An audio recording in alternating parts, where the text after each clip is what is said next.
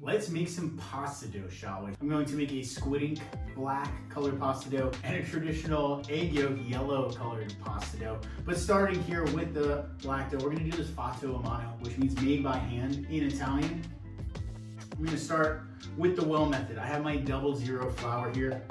00 meaning that it is the finest grind that you can get in flour. Very, very finely ground. And I'm going to create a well here in the middle, just with my hands.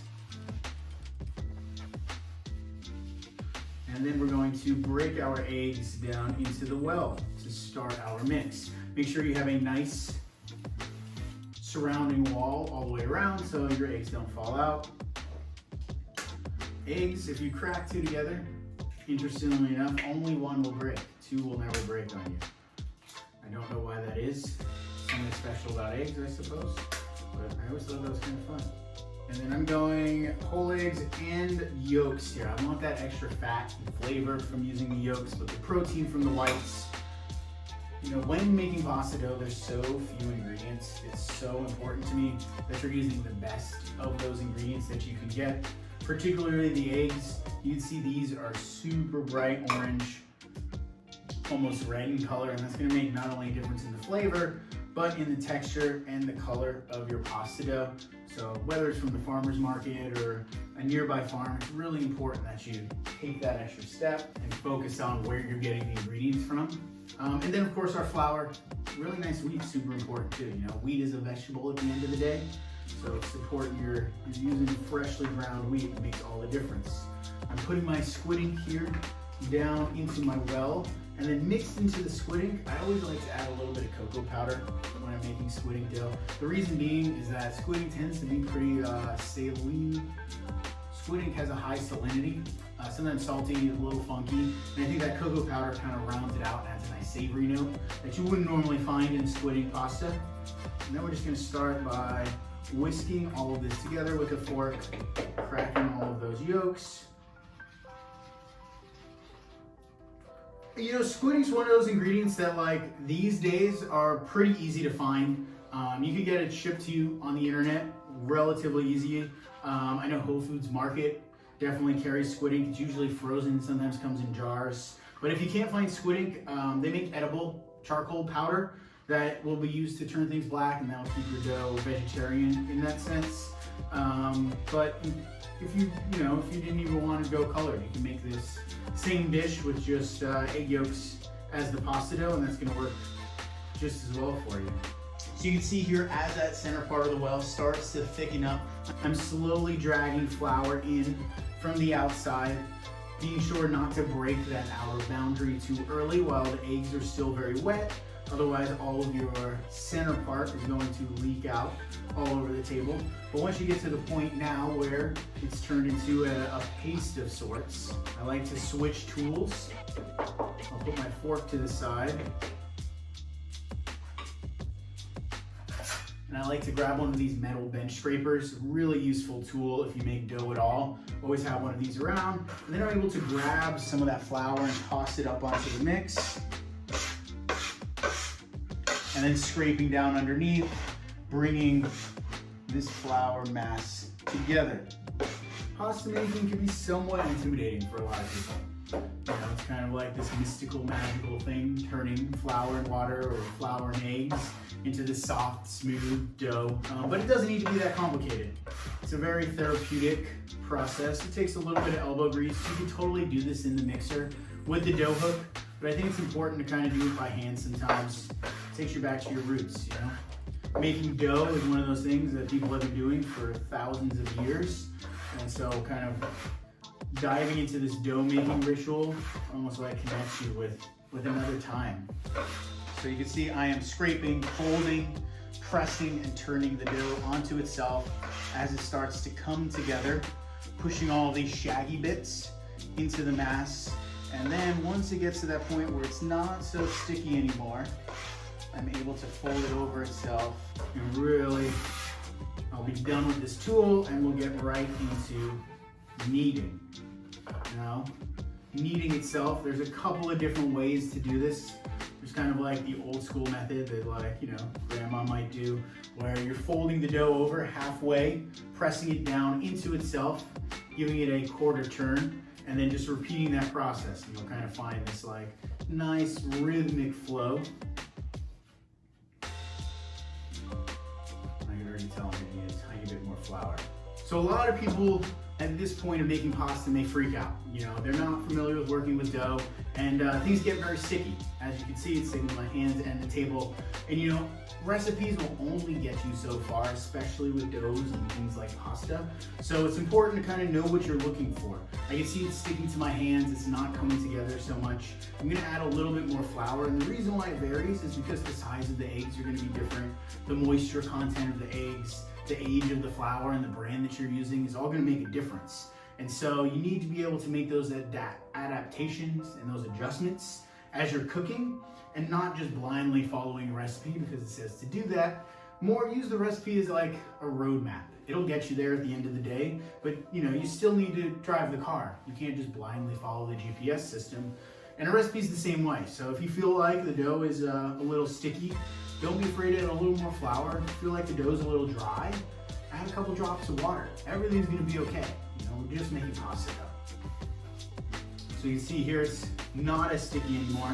I can take all of these bits off the end of my hand, and I'll just kind of get those down onto the dough, so the dough will suck it all up.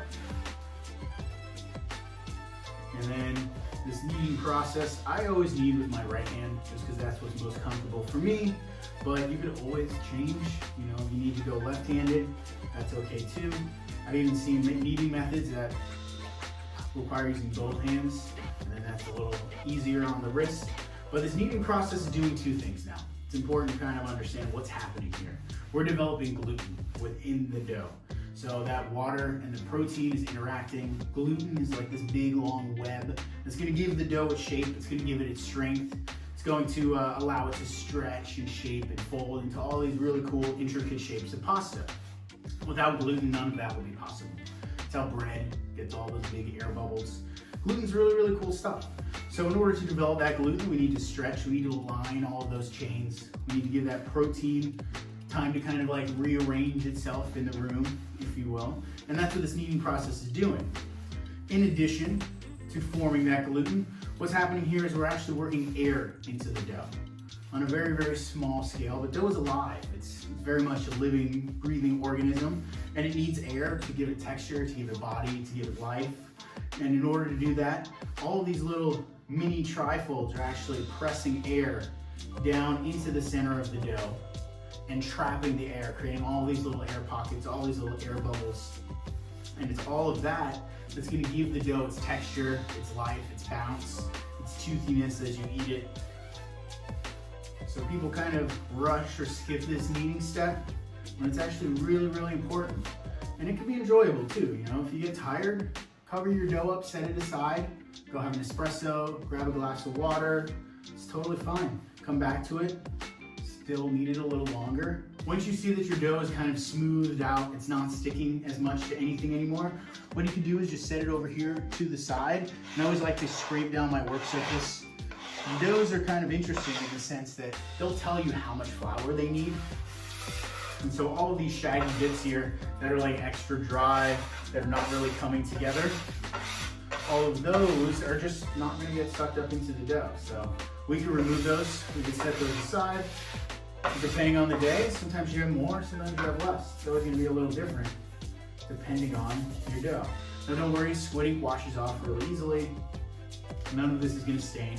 And then I'm just gonna continue this kneading process for anywhere from about 5 to 10 more minutes.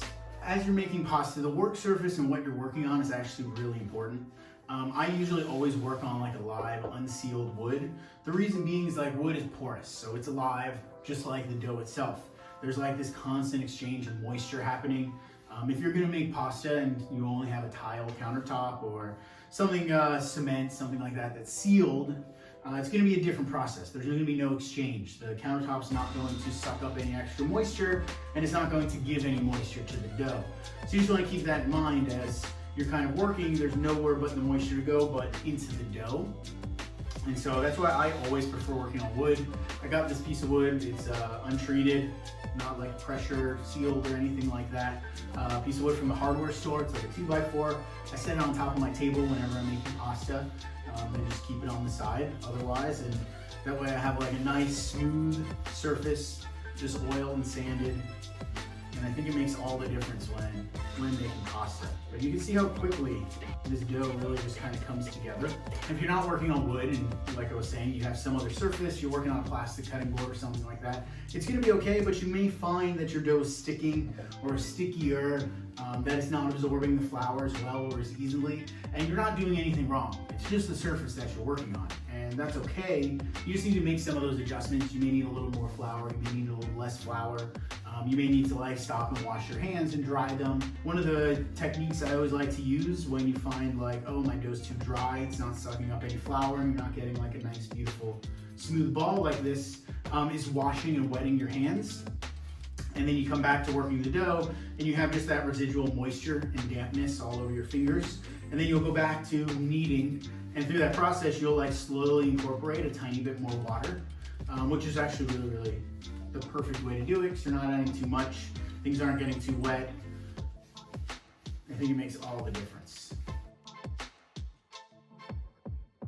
So we can see here, my dough ball has formed into this beautiful round, nice and smooth and supple all the way around it.